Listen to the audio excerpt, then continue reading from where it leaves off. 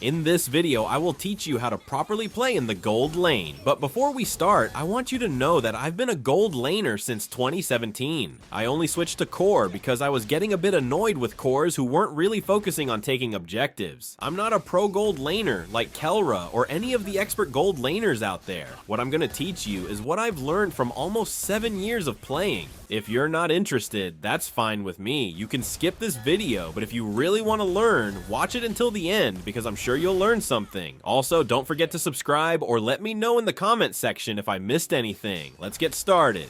Step 1. Understand your role in gold lane. Before you even enter the match, understand this. The gold lane is made for marksmen or high damage heroes. Your job is to farm fast, build items early, and become your team's main damage dealer in the mid to late game. This means you don't need to rotate too much early. Your focus is to win your lane first.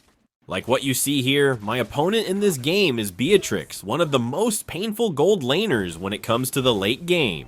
And always remember, don't just focus on the gold lane, you also need to understand your opponent. There are players now who will choose their favorite marksman over countering their lane opponent. Here I got ganked early by their core, but thankfully our support was there, so I didn't die.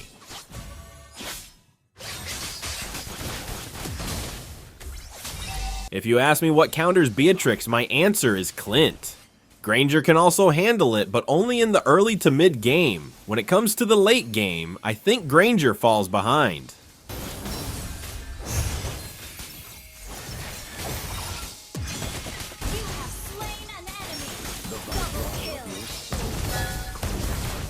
The second step is to secure the first minion wave as safely and efficiently as possible by heading directly to your turret area in the gold lane as soon as the match starts, waiting for the minions to arrive, and positioning behind your wave so that you can last hit each one carefully without taking too much damage from the enemy laner, and in case they are aggressive early or have poke skills like Beatrix, Brody, or Layla. It's better to play defensive at first. Let your minions tank the damage and slowly chip away at the wave rather than force an early trade, because if you lose too much HP before you even hit level 2 or 3, you'll be stuck playing safe or forced to recall, and that's a bad start, especially when you need to build a strong early economy to win the lane.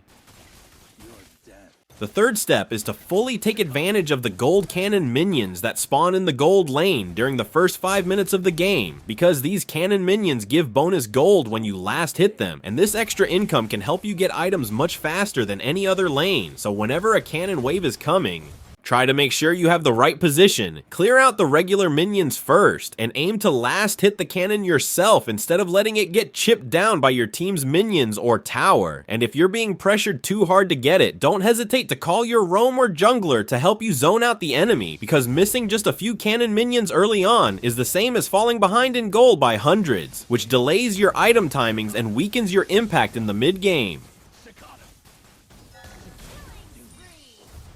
The fourth step is to start harassing the enemy laner smartly once you finish building your first item, like Swift Boots or Corrosion Scythe, but you have to do this with awareness, not blindly. So always check the minimap and look at the enemy jungle's position. If you see the enemy jungler on the other side of the map, it's a good time to pressure your lane and zone out your opponent by auto-attacking them whenever they go for a last hit. But if you don't know where the jungler is, or if the roam is missing, then keep your distance and focus on wave clear instead, because one greedy moment for a poke or a kill can lead to a gank and a death, which resets your lane pressure and gives the enemy time to push or steal gold while you're gone.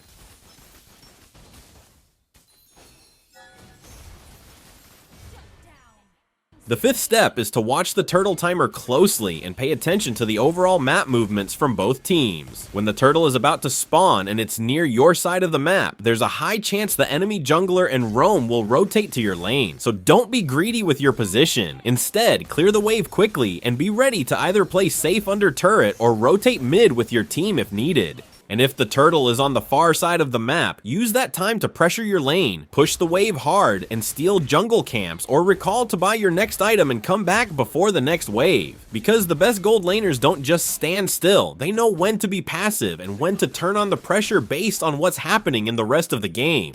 The sixth step is to always choose the right battle spell and emblem build that matches your hero and your current game plan. Most of the time, Flicker is a safe and reliable choice for positioning and escaping dangerous situations, especially for squishy marksmen, but if you're facing heavy crowd control heroes like Kufra, Tigreal, or Atlas, then Purify might save your life in clutch moments.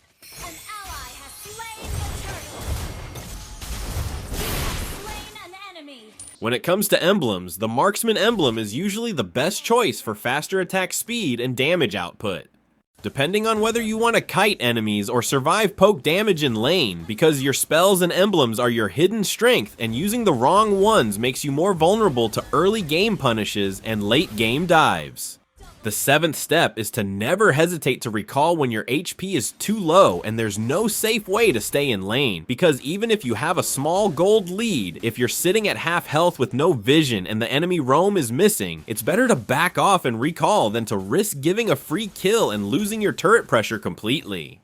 When you recall, you return to lane refreshed, with more items and a better chance to trade evenly or win fights. And this habit of knowing when to recall shows maturity as a gold laner, because most mistakes happen when people get too greedy for one more wave or one more poke and end up dying and losing everything they just earned.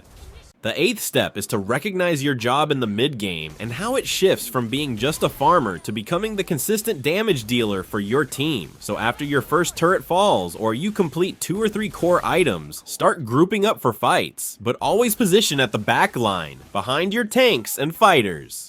Because your value comes from dealing as much damage as possible while staying alive the whole time. Never rush in or chase kills alone, and always be alert for enemy assassins or flicker combos that are meant to catch you, because even if you're 8-0 in kills, you're still just one mistake away from getting deleted, and once you die, your team loses most of its damage output in that fight. The ninth step is to shift your mindset during the late game and focus fully on winning with objectives, not just kills. This means that even if the enemy is low HP and running away, if Lord is up or your team is ready to push, don't chase alone or wander off from your team, because your damage is needed more on the Lord, the towers, and the team fight itself, so stick close to your allies. Play smart with your positioning and always think of the big picture, because one bad death in the late game can lead to your team losing the Lord, losing all the turrets, or even losing the entire match just because you weren't there to help. The 10th and final step is to always reflect after every match, even if you won or lost, by asking yourself honest questions like, did I farm fast enough? Did I avoid risky plays? Did I join fights at the right moments? And did I keep my distance and stay alive in team fights? Because self-review helps you catch the bad habits that hold you back and turn every match into a learning experience. And if you do this consistently, you'll start improving faster, climbing more easily, and becoming the kind of gold laner that your team can rely on every game. Playing gold lane isn't just about dealing high damage or getting the most kills. It's about understanding timing, farming smart, positioning safely, and knowing when to play aggressive and when to pull back. Thanks for watching. Take care of yourself, keep learning, and don't forget, subscribe if you're serious about getting better. See you in the next one.